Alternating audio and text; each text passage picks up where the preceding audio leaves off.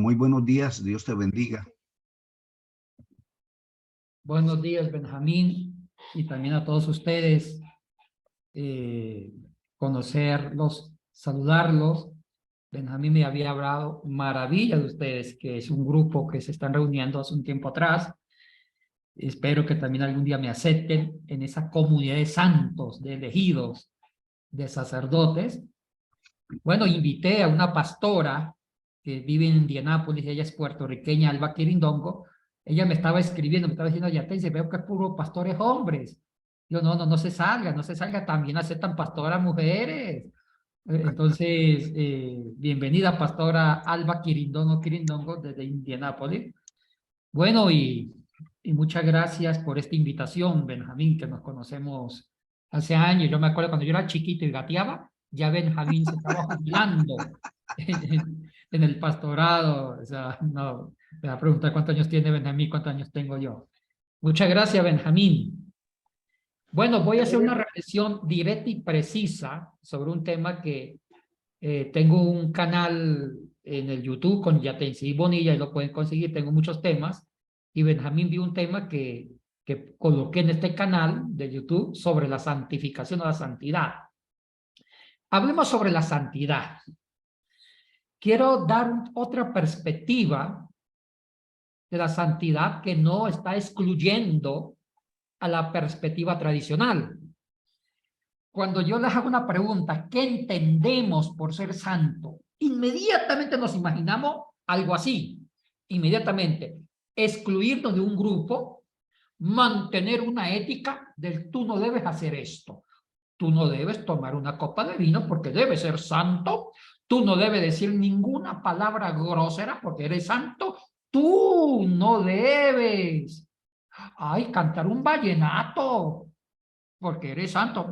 Peor del binomio de oro, ese que diga, dime pajarito, porque usted es santo. Lo único que usted puede es cantar música de Marco Witt, porque es santo. Cuidado con bailar con su esposa un tanguito, o un, qué sé yo, un merengue, porque eres santo. Bueno, hemos elaborado todo un perfil de la santidad. E inclusive me atrevo a decir un perfil psicológico, de no hacer muchas cosas e inclusive de apartarme del mundo, si es preciso, de influencias culturales, de estructuras culturales y solamente tener una relación con Dios y vivir para Dios en forma apartada. Así entendemos la santidad. Y nos apoyamos de ciertos textos bíblicos. Ahora, cuando uno revisa a Jesucristo y lo estudia independientemente cómo la iglesia interpretó a Jesús, nos topamos con una sorpresa.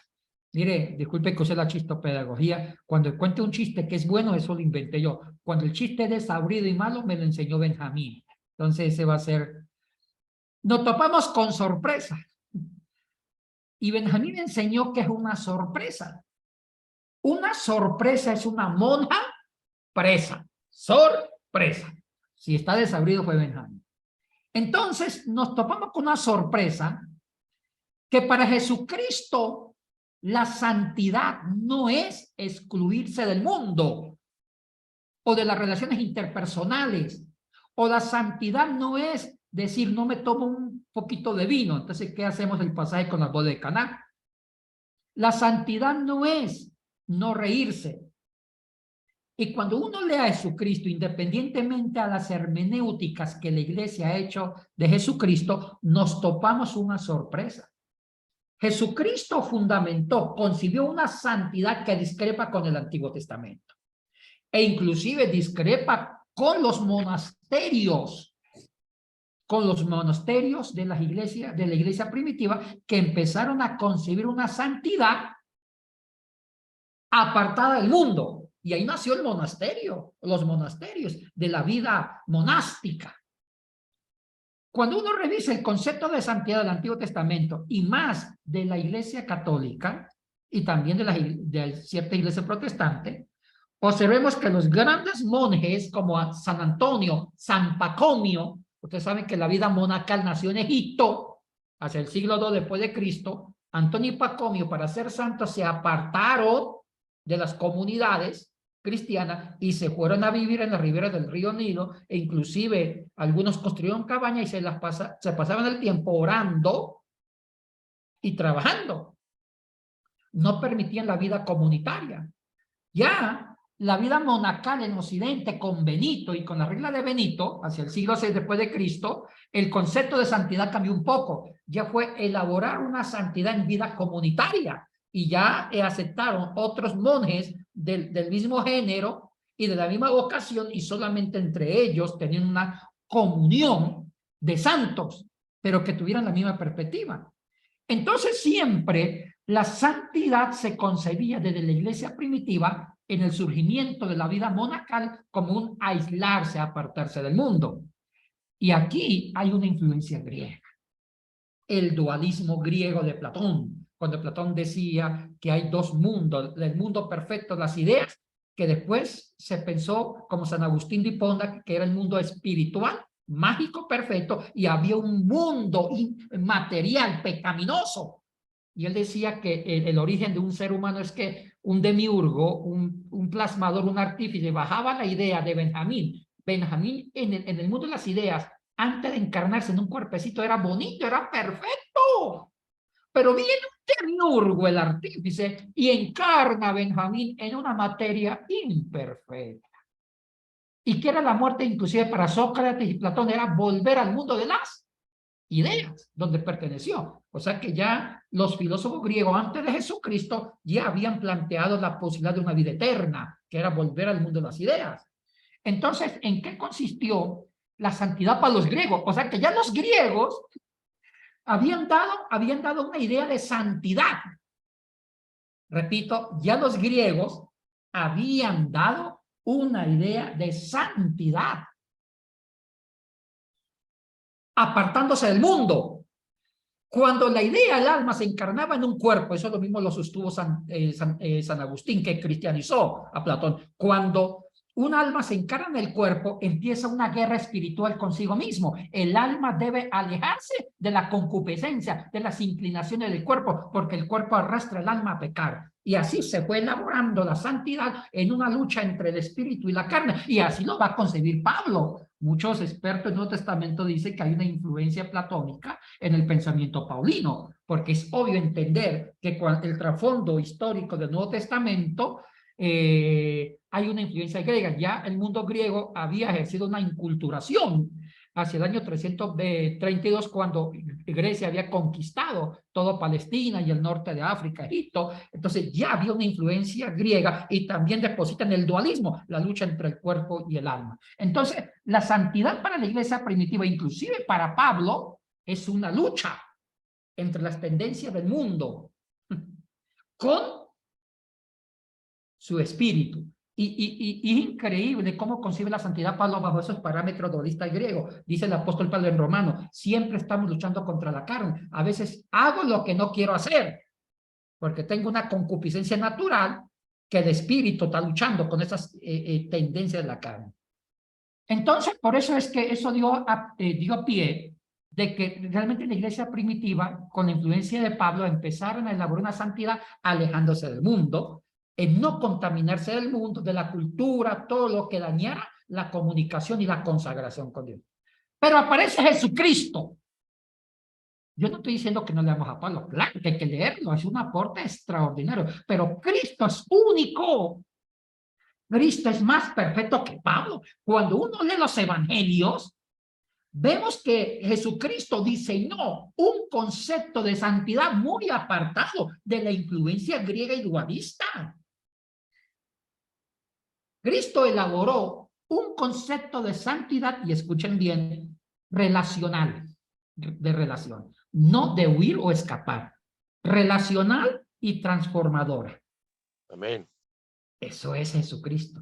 Cuando uno lee los evangelios, para Cristo la santidad no es huir, escaparse, no juntarse con el pecador, porque así entendían también inclusive los esenios, los fariseos, que la santidad era alejarse de los impuros, de los que eran reo de maldición generacional, como los leprosos, los pobres, y personas que sufrían enfermedades, porque ellos excluían a esas personas por sospechosas de una maldición.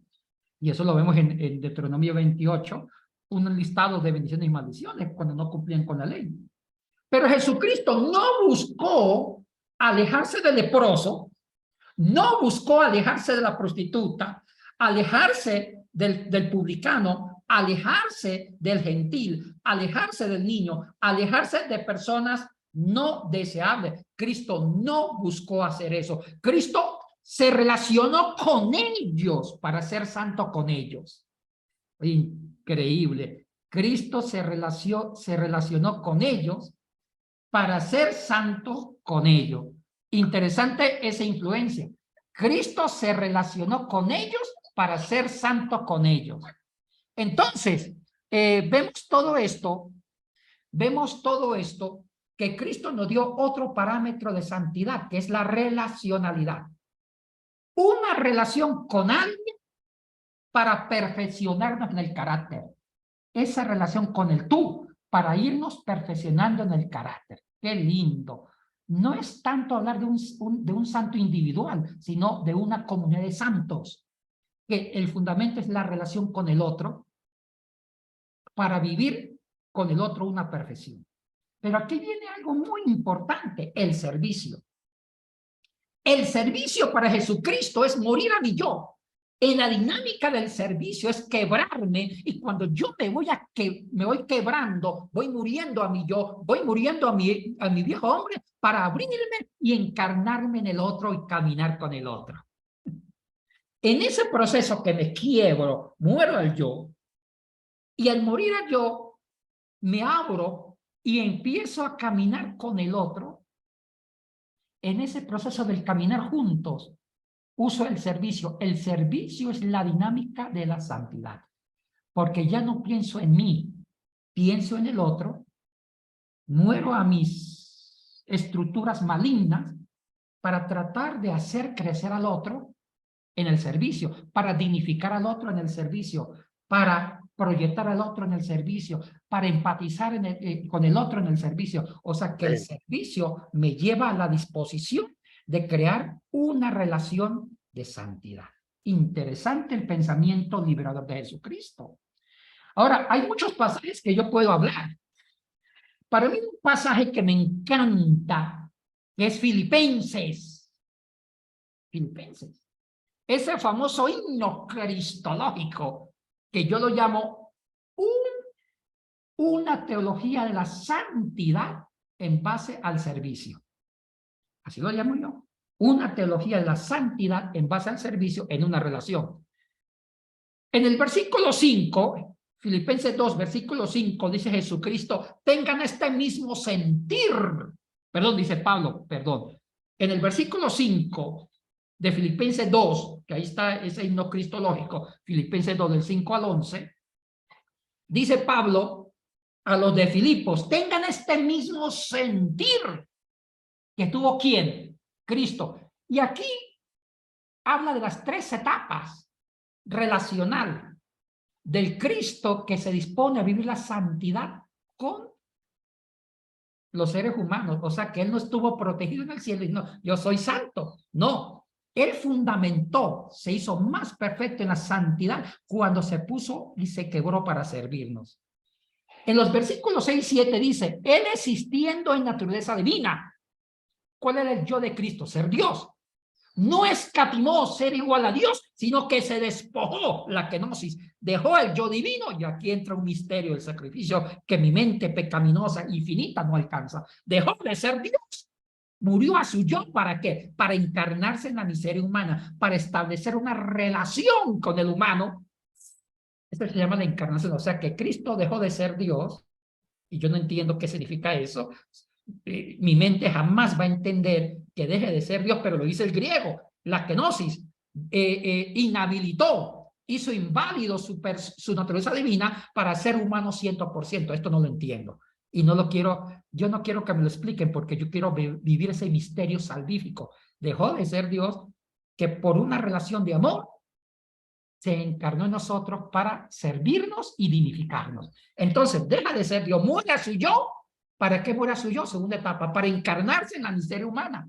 Al encarnarse en nosotros, nos entendió, empatizó, fue solidario, no nos juzgó, se encarnó en nosotros. ¿Y para qué se encarnó? Tercera etapa, para hacernos crecer, para dignificarnos. En esa relación, Cristo fundamentó más su santidad. No una santidad abstracta, sino que se hizo uno de nosotros y vivió más su santidad al servicio de nosotros. Pero cuando uno va a otro texto que me encanta, lavatorio de los pies, en Juan 13, Cristo, en ese símbolo litúrgico de lavar los pies, da una cátedra de santidad usando el servicio. Y yo me imagino en esa cena de Cristo que era una práctica oriental lavar los pies. Lavar los pies era una práctica muy oriental. Y más en las culturas semitas, porque era un acto de hospitalidad. Y una de las teologías más importantes en toda la cultura del Medio Oriente Próximo era la hospitalidad. Y aquí hay mucha teología de la hospitalidad. Y uno de los actos de la hospitalidad era limpiar los pies de las personas que se ensuciaban por una caminata larga. Y siempre habían esclavos que hacían el servicio de limpiar los pies de los invitados, de los peregrinos. Y cuando no había esclavos, le tocaba a alguien de la familia y le tocaba a los más de menor rango y a los más jóvenes. Y cuando había una relación de maestro con alumno, los pies no los lavaban los maestros, no, los alumnos más novatos. Entonces, me imagino que cuando estaban en la cena, se miraban porque no habían esclavos. Pedro miraba a Juan, Juan miraba a Tomás. Bueno, ¿a quién le toca lavar los pies? Y nadie se imaginó en poner a Jesús a lavar los pies, porque a él no le correspondía, según las tradiciones judías. Y viene Cristo y rompió la estructura cultural y buscó una relación de servicio. Se arrodilló y empezó a lavar los pies. Y Pedro le dice, pero tú eres el maestro. Y aquí vemos en este servicio de lavatorio de los pies dos grandes enseñanzas. Primero, que en la práctica del servicio, escuchen bien, en la práctica del servicio, fundamentando al otro, dignificando al otro, se construye la autoestima. Ay, este es un área muy medular en nosotros, la autoestima. Cuando la autoestima está baja, es difícil ser santos. Yo no concibo un santo con baja autoestima.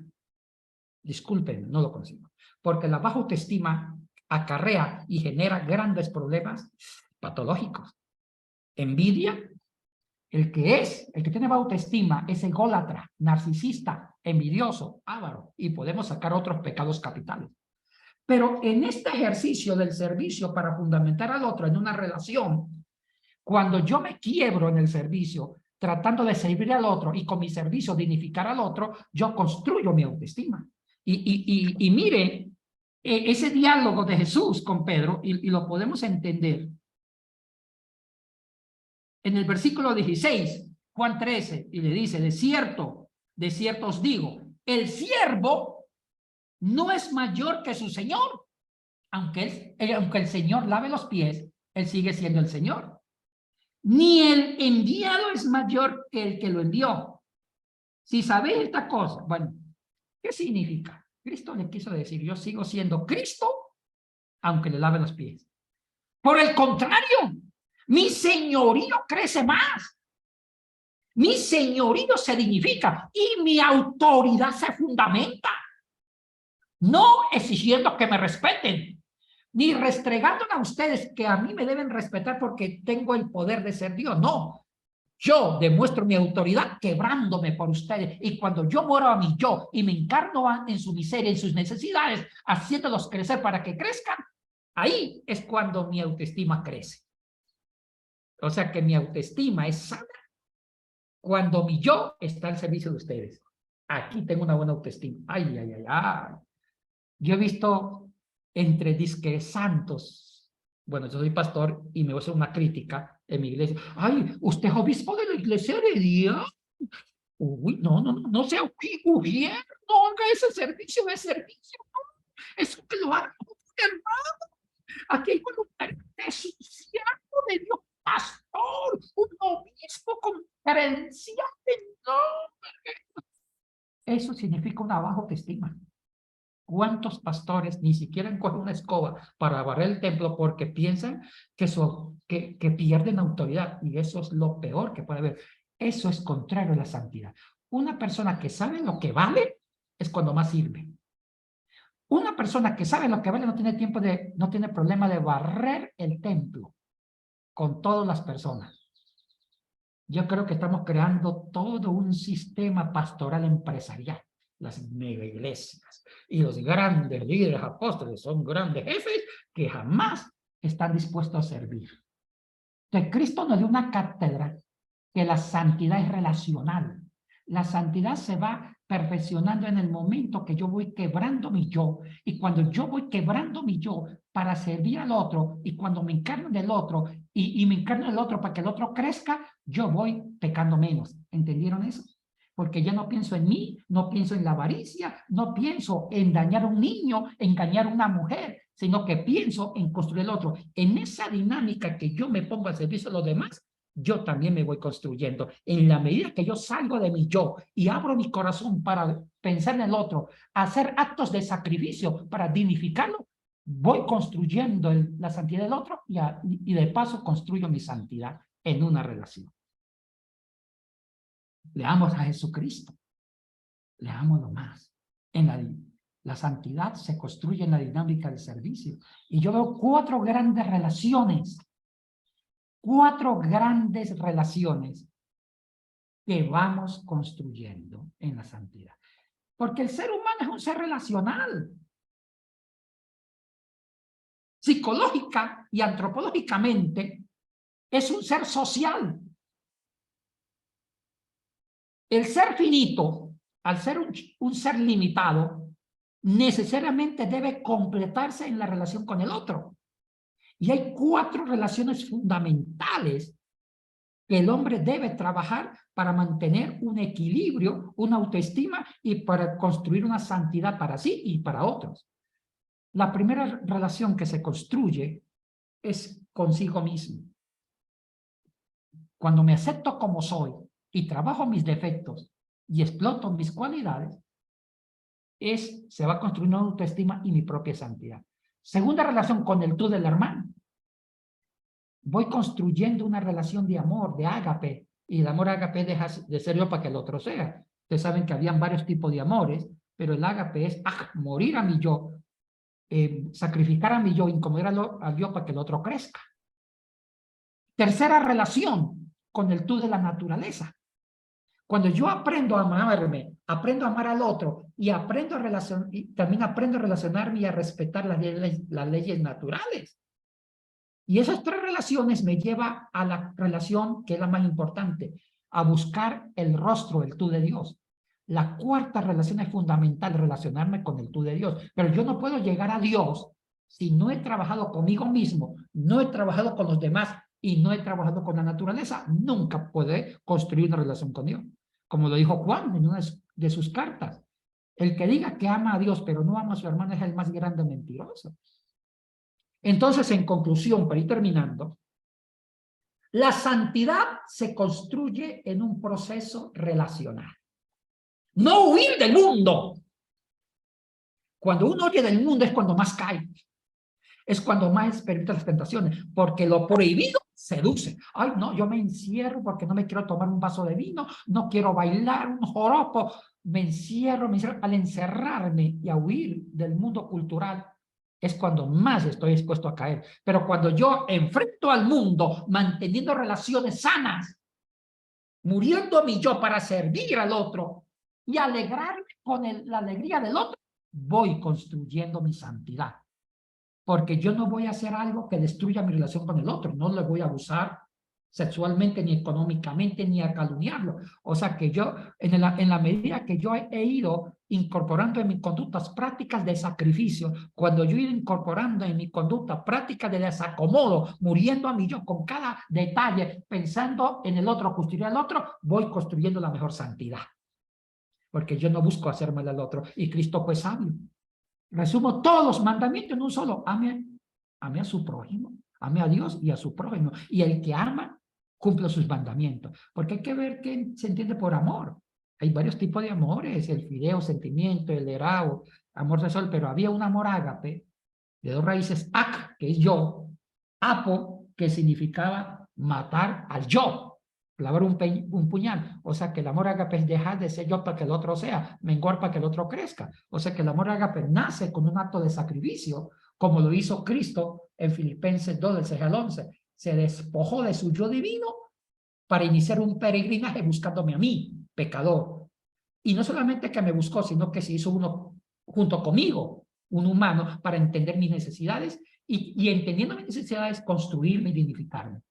Santidad es una relación donde construyo al otro y yo me construyo, donde sirvo al otro y al servir al otro es sacrificio. El servicio implica sacrificio y me voy despojando de mi viejo hombre con actos de sacrificio para que el otro se beneficie. Esa es la santidad según Jesús. Y hay que trabajar más esto. Mire, yo conozco que personas que dicen que son santos y huyen, es cuando más caen.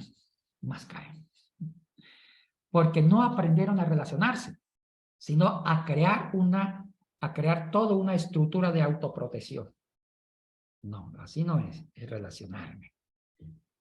Y otra de las características de Juan 13 es la felicidad. En el versículo 17 dice, si sabéis estas cosas, bienaventurados seréis si las hiciere. La palabra bienaventurado, no me gusta la traducción, porque en el griego es makarios. El término makarios, que se ha traducido como bienaventurado, tiene otros posibles sentidos. Y makario puede significar una felicidad existencial, un gozo, una paz, una felicidad que trasciende otro tipo de felicidad. O sea que si buscamos otra traducción sería, los que practican esto, versículo 17, Juan 13, si sabéis esta cosa, seré perfectamente felices. O sea, el que busca servir al otro, construye su autoestima, punto esencial para una santificación. Y de paso construye su felicidad. Construye su felicidad. Ustedes están en un ministerio muy importante. Un ministerio que les da las herramientas para ser santos en el servicio. Y termino ya con un testimonio. Me invitó a desayunar un amigo mío que se jubilaba de la Pilsener. Ustedes saben que la Pilsener aquí en el Ecuador es la fábrica de cervezas, como la Bavaria o la Póker en Colombia. La Pilsener es la marca de cerveza más famosa en el Ecuador. Trabajó por más de 30 años, fue gerente de producción y se jubilaba con utilidades grandiosas. La fábrica de cerveza es lo que más plata da. Y también con una mensualidad de por vida generosa. 5 salarios más de un ministro. 6, 7. Invito a desayunar, yo le digo a Eduardo, tengo una sana envidia.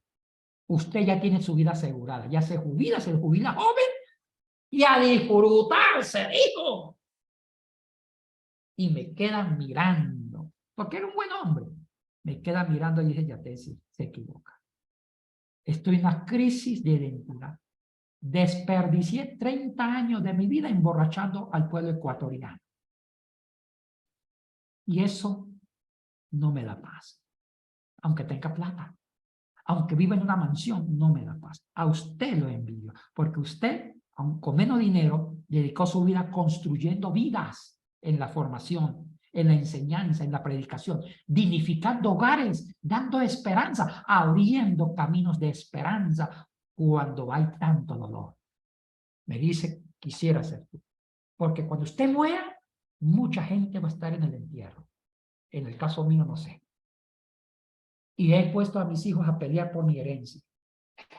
Al final del camino, y yo hablo mucho, una cosa que me encanta es hablar con enfermos terminales. Porque si hay una persona más auténtica, es un enfermo terminal que ya no tiene nada que perder, no va a mentir. Esa es la persona más sincera. Los enfermos terminales millonarios jamás recuerdan o añoran las fortunas que hicieron invirtiendo su vida. Yo hablo con muchos enfermos terminales millonarios. Me encanta escucharlos. Y yo siempre les hago una pregunta a ellos. Si Dios hiciera un milagro en su vida, ¿qué cosas haría y qué cosas no haría de su vida pasada? ¿Sabe qué me dirían? No repetiría lo que hice.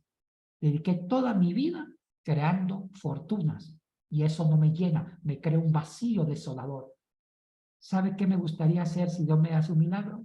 Pasear al cachorro al parque, disfrutar un domingo con mi familia y tomarme un café a las 3 de la tarde con mi mejor amigo, irme a ver una película. O sea que el tema relacional, al final del camino, te pasa factura, porque el ser humano es un ser relacional. Aprendamos a relacionarnos al estilo de Jesús para ser santos. Muchas gracias.